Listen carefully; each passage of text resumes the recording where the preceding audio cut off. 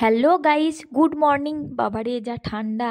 এখন বাজছে ভোর 5টা। এখন আমরা যাচ্ছি স্টেশন, কলকাতা যাওয়ার উদ্দেশ্যে। তো আমাদের ট্রেন চলে এসেছে, আমরা ট্রেনে উঠে গেছি। আর আমার সাথে আছে আমার দিদি, মানে আমার পিসির মেয়ে, আর আমার ভাই। এরপর আমাদের খাওয়া শুরু। ওরা খাচ্ছে ঝালমুড়ি আর আমি খাচ্ছি চিড়ে ভাজা। তারপর খেয়ে নিলাম সেদ্ধ ছোলা মাখা। তো ফাইনালি আমরা নেমে গেছি শিয়ালদা স্টেশনে। তো চলো আবার কিছু একটা খাবো। তো আমরা নিয়ে নিলাম পরোটা, তরকারি, সাথে একটা সেদ্ধ ডিম। না না, রাজুদার পরোটা নয়, স্টেশনের সামনেই একজনের কাছে খেলাম। তবে পরোটাটা খেতে কিন্তু দারুণ ছিল।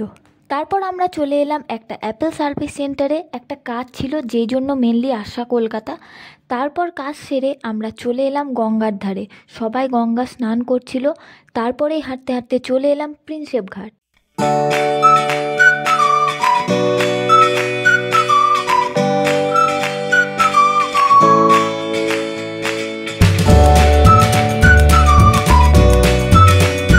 ঘোরার পর বিস্কুট খেতে খেতে আমরা স্টেশনের দিকে রওনা হচ্ছিলাম।